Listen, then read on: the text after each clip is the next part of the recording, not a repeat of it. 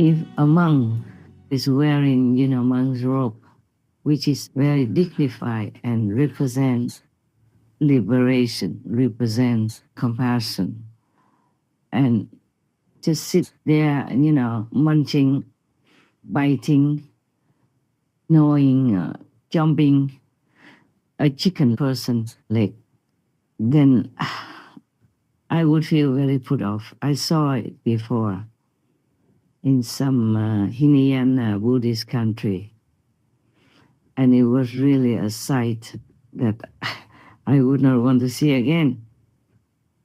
At that time, I was still, married, a householder. And then my husband and I traveled in many Asian Buddhist countries. He took me to those countries for vacation because he knew I was a devout Buddhist. In my house, we had an altar with flowers and fruit for the Buddhas. And he even planted flowers and, cut some for me to put on the altar for the Buddha. When he saw some flowers withered, he changed. And he planted some flowers in the outside garden for that purpose. And now, some people argue that the Buddha had advised that the Buddhist followers could eat 3 types of animal people, meat that I have mentioned above. But later, the Buddha didn't allow it anymore because the disciples had grown up. They should be used to the vegan diet, which is better, compassionate, and it's befitting a benevolent person, such as a monk. So even in some other sutra, or maybe the same sutra, some monk asked him what to do if when he went out for alms, some of the followers give them animal people meat with the rice or other vegetables. What to do? The Buddha said, take that meat part away and eat the rest. So overall, everywhere almost, the Buddha always advocated the compassionate diet, which is the vegan diet. Okay. Now, even if the Buddha did not force you to eat vegan or allow you to eat the 3 kinds of animal people meat, I would not want to. Why would we do that when we have plenty of food? Even nowadays, oh God, we could never eat all of the food that is produced, not to mention about the no-pain food that I adhere to, but not often even. If you just can live with brown rice and sesame, that would be also okay. But you have to chew very well the brown rice and sesame powder while you have it in your mouth until it almost becomes liquid, so that it's just absorbed, naturally. Because that's the best way to eat brown rice and sesame. And you should not eat the rice piping hot, because it's better for you to eat it cold. If you eat it between 4 degrees and 34 degrees Celsius, there is a chance that you might get some kind of bacteria grow in on it, and then it might upset your stomach. So if you want to eat that type of food or any type of food with rice, with noodles, you should eat it very, fresh, all the way until it's cold. From the refrigerator, rice and noodles especially, is to be safe, yeah? So I don't think we should argue about eating animal people meat or not, eating animal people meat, or the 3 kinds of pure meat or not. Yeah, we should not, because to be a monk is really to be in a noble position. For me, yeah. And the example that you make by the way you live your life is enormous to the faithful. They copy you. They learn from you because they respect you. So we would like to make a very, very noble example, a dignified example, befitting the representatives of the Buddhas and the representatives of God Almighty on earth. Imagine how does it sound to you if you are a child of God, if you're representing God, if you're representing the Buddha, and yet you're sitting there showing that you care nothing about the suffering of another being who was kicking, quacking, or mooing yesterday or a few hours before you chop it down. It's just normal common sense. For me, yeah. For you, of course, I think it may be the same. Most of you are the same, except some new ones or some at a lower level have less sensitive feelings. But for me, even though there's no pain food, I myself cannot even personally pluck them to bring in and eat when they are still alive. In the garden, for example, if it's already sold in the market, then I could maybe, but even then, I don't feel very good. I prefer not to eat them. I prefer just like brown rice and sesame. There is enough nutrition for me to do all my heavy work, mentally, intellectually, and all kinds of other aspects as well. But still, if I can live on just very simple food, then I will be very happy. When the sesame seeds are ripe, the plants have already withered, similar to peanuts.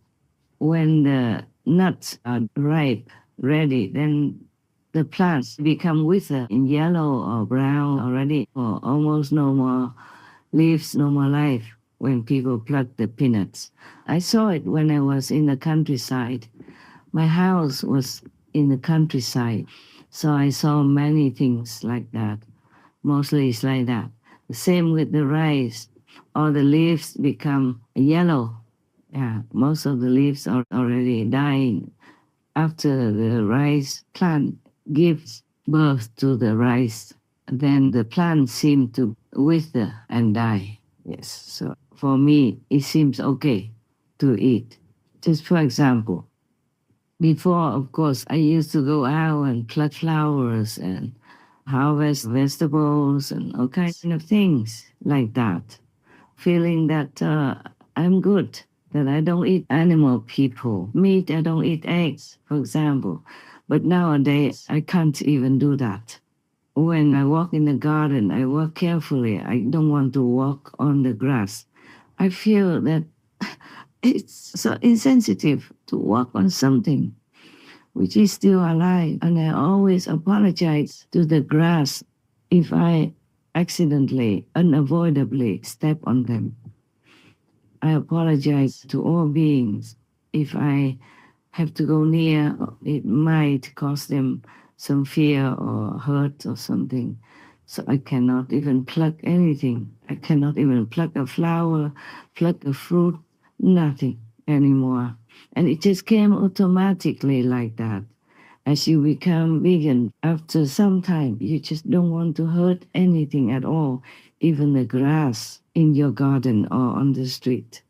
You just don't feel right. You just feel so respectful and so caring for their feelings. You're very sensitive to anything else around you. You walk with respect and care in case you hurt something, even the grass on the street. I don't look like a monk anymore. Even though some Buddhist monks still drag me in to blame me for not wearing monk's robe or for making business and all that stuff.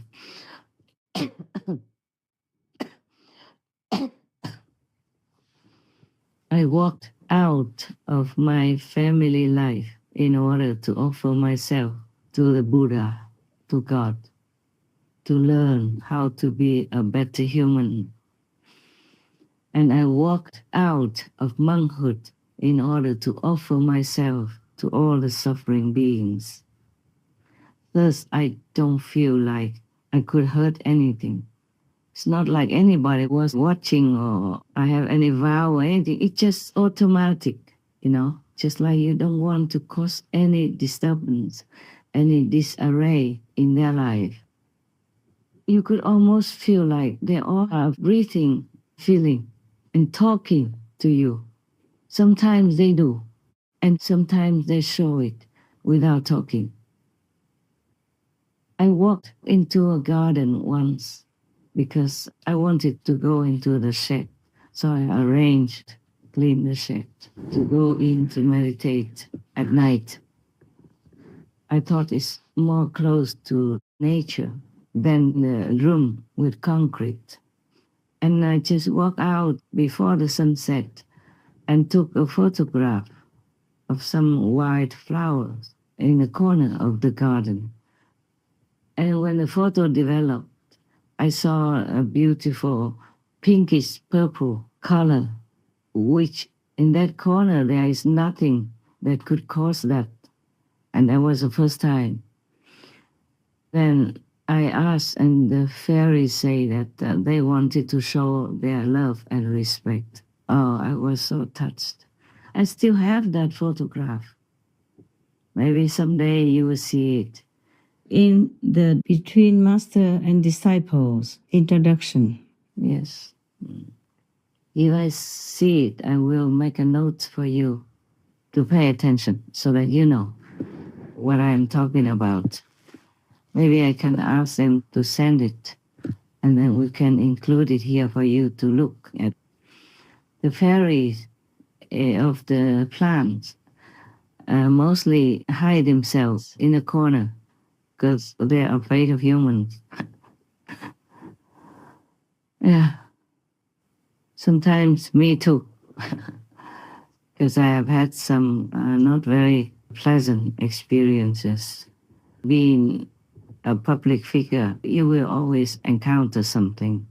It doesn't mean I'm blaming humans for anything. It just happens because people sometimes cannot see through you. They only judge you by the outer appearance. Maybe if you are not their people, your skin doesn't look the same. You wear not very chic and expensive clothes. You are famous, or people love you, etc. It's okay. I guess it's just a small number. I do hope it's a small number. I don't go out that often, actually, anywhere. Even before the retreat, I just went to work and then went back to my cave or in whatever room I had at that time.